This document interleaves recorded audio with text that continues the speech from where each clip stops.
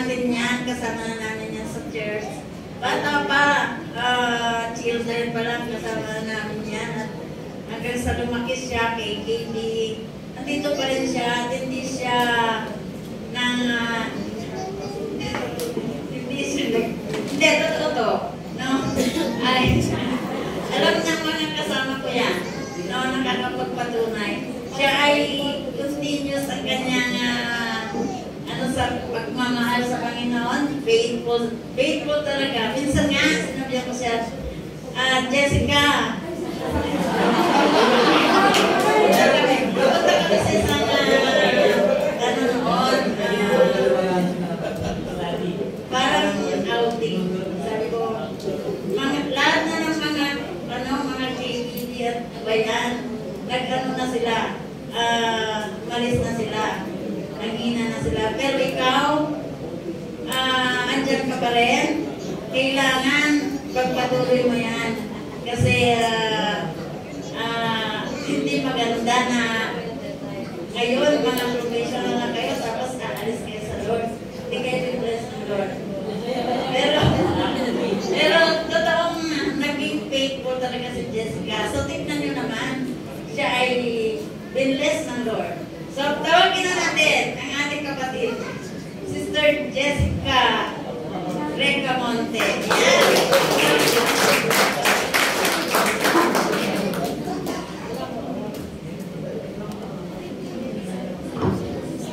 Salamat po, Nay.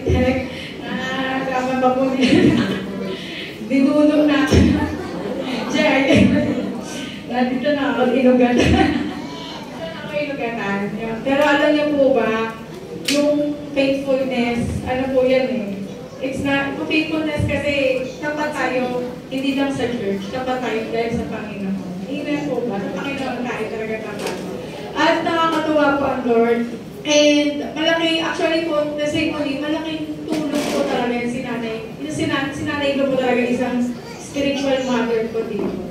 Yeah, siya yung naghubog sa akin. Siya po kasi yung kay cluster head ko noon. Kaya talaga pinush niya ako na lagi mag-Bible study. Kaya niya po yung nangungulit. Nagsasabi kapag nangungulit kapag hindi ako umaattend. Talaga namang siguro wala din yung mga taong nag-alaga sa akin sa buhay ni Nanay Glo. Wala na rin ako dito. Sa sobrang daming pinagdaanan natin dito sa church. Pero nakakatawa po ang Lord kaya lagi niya sinasabi ni Nanay Glo na lagi lang tayo tumingin sa Panginoong Jesus. Amen po ba? Yun po yung sikreto sa tapat na paglilingkod. Amen po. Kaya po nakaka-bless. Thank you na indugatan na po dito sa JI. Pero po, salamat po sa buhay ng Panginoon. Tayo lang ng Lord. Tayo po ay mag-aaral ng salita ng Panginoon. No? Tayo muna po ay maikling manalangin sa Lord. Hallelujah, Jesus. Hallelujah, God. We bless you, Lord. We glorify your name. Hallelujah, Jesus. Hallelujah. Lord, salamat po. O God, isang malaking oportunidad, Panginoon, na makapaghayag na yung salita. And this evening, O God, we pray, O God, samahan niyo po kami sa aming pag-aaral na yung salita. Let your Holy Spirit be with us tonight, Lord. Ipuin niyo po ang puso ng bawat taong makikinig, O God, sa gabing ito, Panginoon, and hayaan mo, Diyos, na hide me under the shadow of your wings, O God. Ikaw po ang magsalita sa bawat isa, Lord. At ako po ay maibaba, Panginoon, ko po ay maitaas lamang, O God. Lord, to you, O God, we bring back all the glory and honor in Jesus' name, we pray. Amen. Sige, palakpakan na po natin ang Lord. Isang palakpak po na sa palakpak sa Lord. And we serve the Lord. Lahat ng palakpak natin ng malakas. Amen po ba? So, napakaganda po ng topic na binigay po ni Pastor Ricky sa akin. And talaga namang as kapag aaral talagang magawa ng teaching, tayo po ay mas natinuturuan ng Panginoon. Amen po ba? Ang title po ng ating teaching, ng ating topic po ng natin tonight sa ating nights of prayer ay holiness, a holy life, no? An outcome. Pa-post nga, kasi nawala yung title slides ko dito sa life, the outcome of a true thirst for God. Amen po ba? Sige, basahin nyo nga po. A holy life, the outcome of a true thirst for God. May question po ako dito sinimula. Have you ever been thirsty so much? Sino po dito ang nakaranas na ng sobrang uhaw na uhaw? Siguro yung mga nasa desert, yung mga nagtrabaho sa desert, o sa Saudi Arabia, sa mga si Kuya Pablo, sobrang, yung mga talagang nasa mainit na lugar. Ano pong feeling, Kuya Pabs, ng sobrang uhaw na uhaw ka? Ano na lang naranasan mo na sobrang uhaw na uhaw ka? Sobrang lamig. Sobrang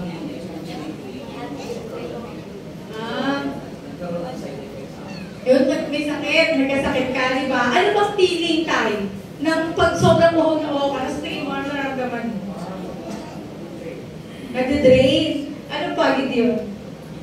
Nangihina. Yun po, di ba? Kapag uhaw po tayo, baka kaya nga yung water, source of life talaga yan eh. Pwede kang mabuhay ng 100 taon basta may tubig ka. No? Kahit wala daw pagkain, di ba, Pastor? Kahit wala daw pagkain, kaya water diet. Kaya mo mabuhay. Kapag fasting ka, di ba? Parang mabuhay ng Lord si Jesus Christ 40 days, basta lang meron siyang tubig. So, grabe po yung magiging effect sa atin pag sobrang uhaw tayo. And what did you do to quench your thirst? Nung time na nauhaw ka, anong ginawa mo, kuya? Nauhaw ka na ba? Hindi pa. Dahil mo yung tubig. Kapag nung nauhaw ka, anong ginawa mo? Hindi, si kuya. Si tatay. Na nakanay. Si Kuya Marvin, tatay Marvin. Nauhaw ka na ba tayo? Hindi pa. Ano ginawa mo?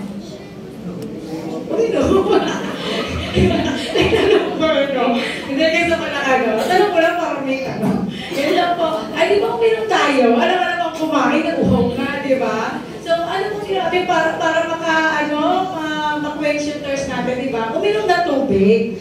Kaya po, tubig wag soft drinks, di daw healthy yun, wag daw juice. At higit sa lahat, wag alak, kawawa. Tubig. So, what did you do? Ay, yung ginagawa natin, no? Pag sa physical, nauhaw, yan yung gagawin natin, yung ginagawa natin, ay nararamdaman natin. So ngayon naman, pag-usapan natin, spiritual. No? Ano po naman ngayon, kapag tayo ay uhaw, spiritual, sabi nga, yung spirit pala natin, nauuhaw din. Di ba? Hindi lang physical, spiritual din, ay nauuhaw. Ngayon, basahin po natin yung John chapter 7, verse 37 to 39. Sabi po dito, on the last day of the feast, the great day, Jesus stood up and cried out, if anyone thirsts, let him come to me and drink. Whoever believes in me, as the scripture has said, one of his heart will flow rivers of living water. Now, this he said about the Spirit, whom those who believe in him were to receive, for as yet the Spirit had not been given, because Jesus was not yet glorified. Basahin po natin yun sa Tagalog. Ang ganda po din sa Tagalog para mas maintindihan po natin. Sabi po sa Tagalog, sa kahuli-hulihan at pinakatanging araw ng pista, tumayo si Jesus at nagsalita ng malakas. Kayong mga nauuhaw ay lumapit sa akin at uminom. Ang sumasampalataya sa akin, ayon sa sinasabi ng kasulatan, mula sa kanyang puso ay dadaloy ang tubig na nagbibigay buhay. Ang tinutukoy niya ay ang espiritong tatanggapin ng mga sumasampalataya sa kanya, sapagkat hindi pa na ipagkakaloob noon ang espiritu dahil si Jesus ay hindi pa niluwalhati. No, pag binasa po dyan, Jesus Christ called out lahat. Una, tinawag niya ang if anyone is thirst. Kung sino man daw, kung meron man daw na nauuhaw. Sino nga po nauuhaw?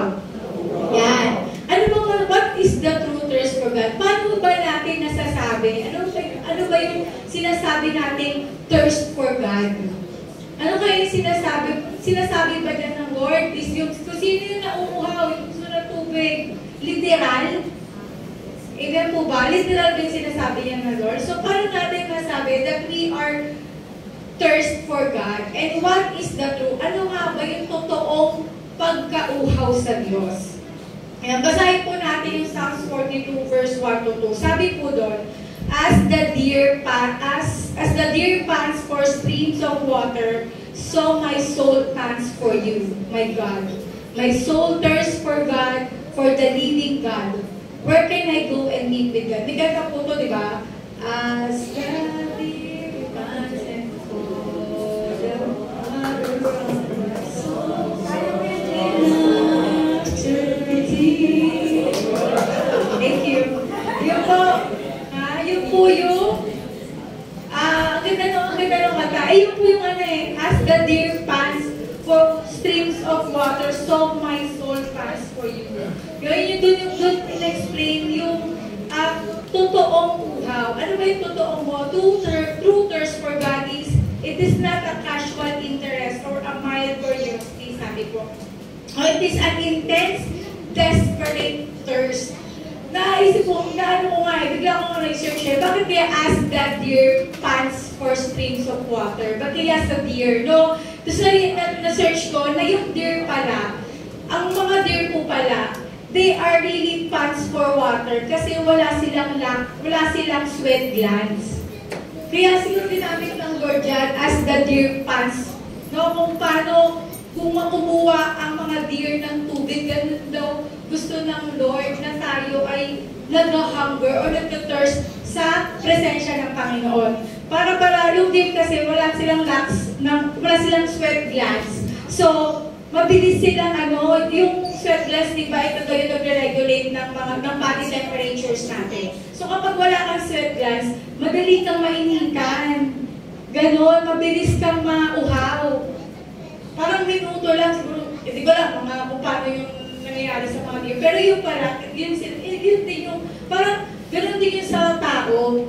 No? True thirst is yung sobrang desperate ka na. Yung parang every minute, every moment, gusto mong maranasan ang Panginoon Diyos. That's the true thirst for God. Sabi nga, true thirst for God is not rooted in a desire for blessing or personal gain. No? Yung tunay na pagdauhay, hindi lang about yung gusto mo ng pagpapala or pansarili mo lang. It is a holy longing for the living God. It is a holy longing for the living God, a recognition that only in Him can our soul find true satisfaction. Amen po ba? Yung true thirst is yung gusto mo yung Panginoon Diyos mismo, kasi ang Diyos sa Kanya, nakaharap mo yung satisfaction ng buhay mo. Amen po? So, may tanong po ako, paano ba natin ina-approach yung thirst natin, yung intensity ng uhaw natin sa Panginoon? If we will evaluate ourselves right now, yung uhaw natin sa Panginoon, gaano ba tayo kauhaw sa Diyos? Uhaw ba na pang isang bote lang ng tubig? Or uhaw ba na kaya mong uminom ng isang gano'n na gano'n? Di ba po? So yun po. Now, are we really going through the motion or do we thirst Him? No, sabi po ako, do we thirst for Him like a deer? No? In a dry and weary land. Ang deer pag uminom, sabihin ako, sobra talaga, bilis na bilis sila kasi nga mainit yung katawan nila eh. So, ganun din ba tayo? No?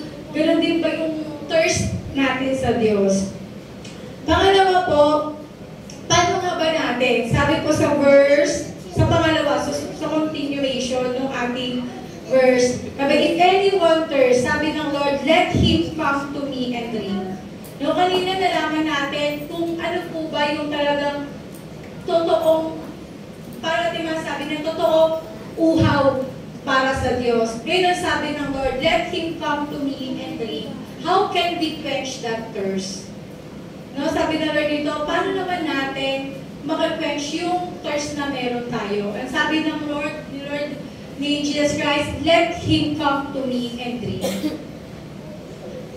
Hayaan natin na yung mga taong nauuhaw ay lumapit sa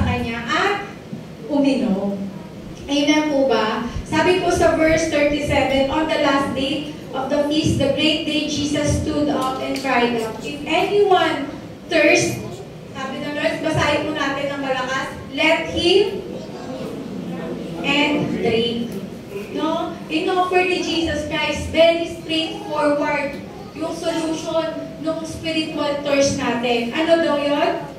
Lumapit sa Kanya. No? Lumapit sa Panginoong Jesus at uminom. Uminom ng living water. Jesus, the living water. Ang Diyos yung ating living water. Amen po ba? It's not about striving or achieving. Hindi lang ito basta nag-strive ka, but it's about receiving. Pagtanggap sa Panginoong Jesus sa buhay po natin para lalo tayo, para mawala yung uhaw natin sa Panginoon. Amen po? So, ito no, are we approaching Christ with open hearts, ready to receive the living water that only He can provide?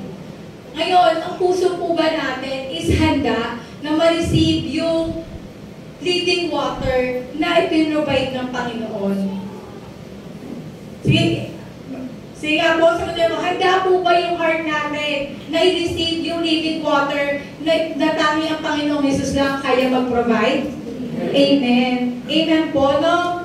He calls out those who are thirsty. Lagi po natin tatandaan, nilabasa nga po ko, the level of our thirst for God determines your level of feeding from God. No? Yung level ng pagkauhaw po natin sa Diyos, determina nito yung level din ng kayang ipuno ng Diyos sa'yo. Di ba kapag sobrang uhaw na uhaw ka, mas madami kang kayang inumin? Di ba? Pag sobrang thirst ka, kaya mong uminom ng isang litrong tubig eh. So, ganun din pala tayo, ganun din sa spiritual natin. The more na mas uhaw tayo sa Panginoon, the more na mas pupunuin tayo ng presensya ng Lord. Amen po ba? Amen. Palakpakan po natin ng Lord.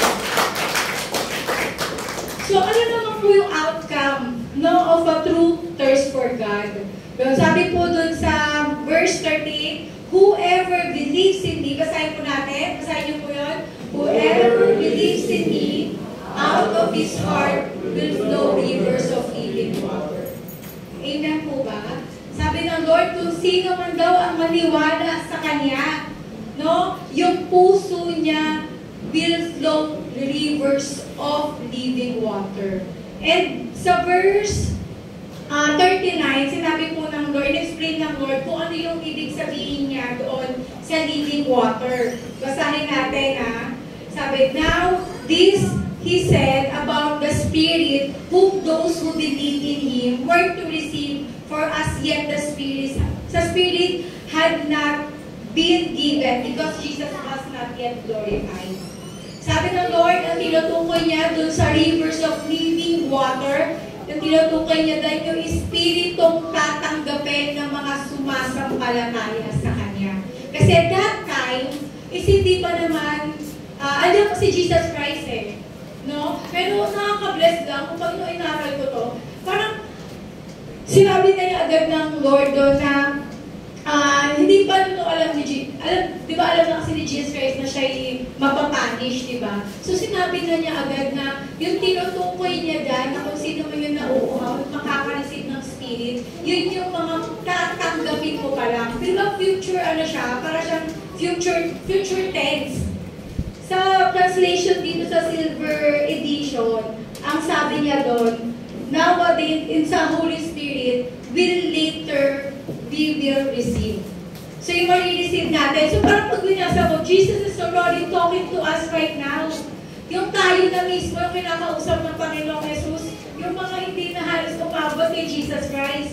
Diba? Kasi nung nag-glorified na si Jesus Christ, ang iniwan na lang ng Panginoon dito is yung kanyang banal na Espiritu. Amen po ba? And He is talking to everyone. Hindi lang yung sa panahon ni Jesus Christ. Kinakausap niya tayo mismo na nandito sa panahon ito. Na kung saan ang kasama natin ay ang banal na Espiritu. Amen po ba?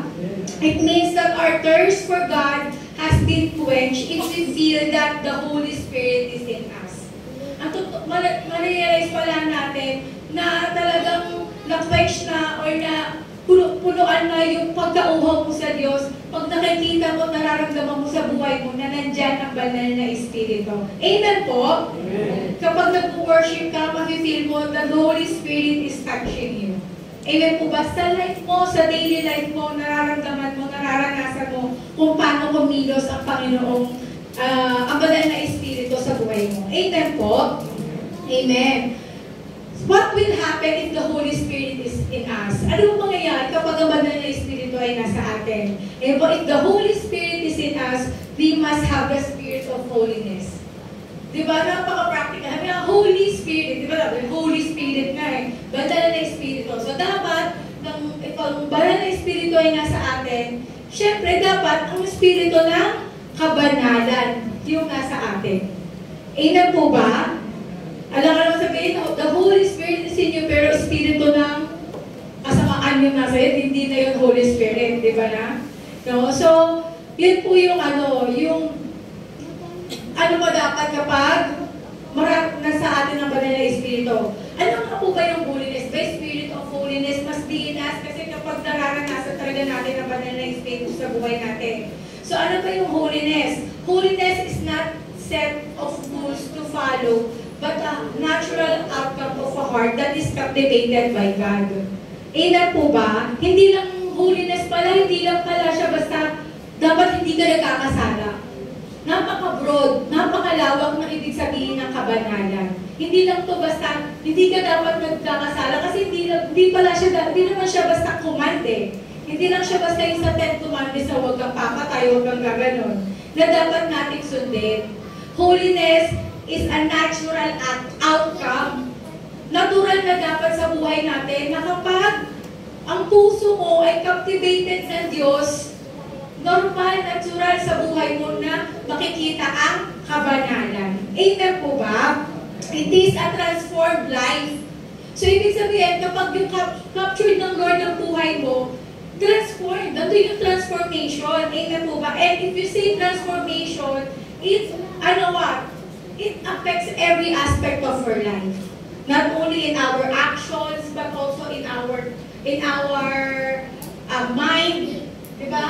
In our speech, pagsasalita natin, sa pagkilos natin, no, every aspect, no, sa buhay natin, spiritual, physical, emotional, lahat ng aspeto. A life governs by the Spirit. That is holiness. No? Ang buhay natin kung saan tayo ay govern ng Spirit. At hindi ko kailangan i-elaborate pa to actually Basahin na lang natin yung Galatians chapter 5 verse 10 to 25. Para doon in-emphasize ng Lord ang buhay na govern ng banal na Espiritu. At lagi po ito binabasa ni Brother Eddie. Sabi niya po doon, basahin po natin sabay-sabay. You, my brothers and sisters, were called to be free, but do not use your freedom to indulge the flesh. Rather, serve one another humbly in love. For the entire law is fulfilled in keeping this one command. Love your neighbor as yourself. If you bite and devour each other, watch out or you will be destroyed each other. Pa-stop lang muna po tayo. Holiness din pala is ang outcome din pala ang holiness din pala is yung kapag mahal mo yung kapwa mo. No? Kaya kasi diba, dapat it affects every aspect of your life So even our socialization, there is holiness. If you love your, pag mahal mo yung kapwa mo, mahal mo yung neighbor mo, that is holiness. Amen po ba? If you are eager, and kapag mahal mo ang kapwa mo, you are eager to masave ang kapwa mo. Amen po ba?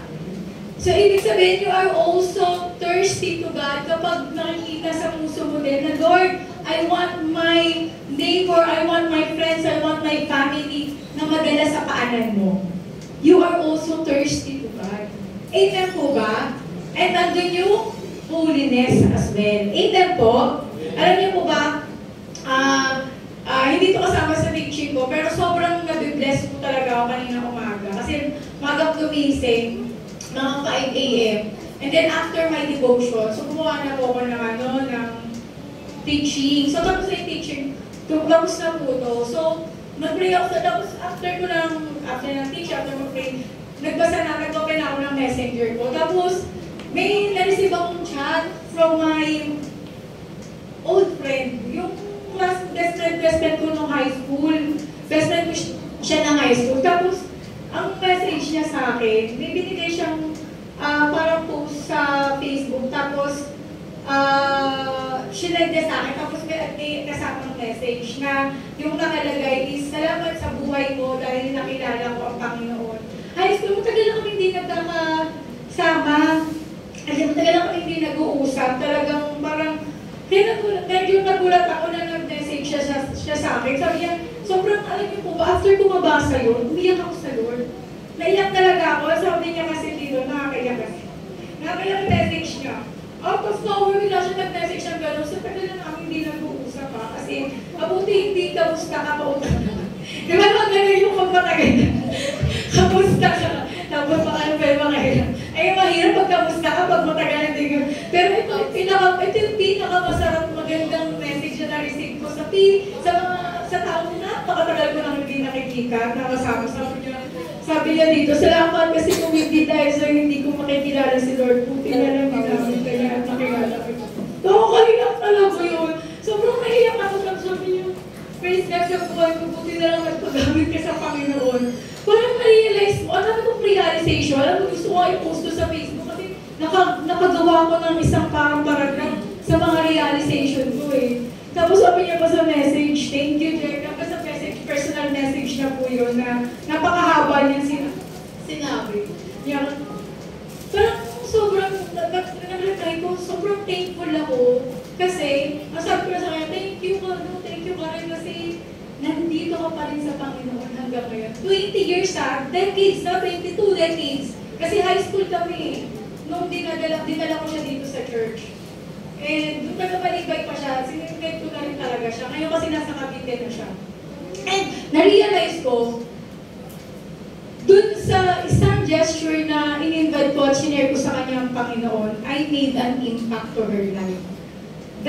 Nagkaroon ng effect sa future niya at sa buhay niya ngayon. Amen po ba? Gusto niya po ba yun? Di ba?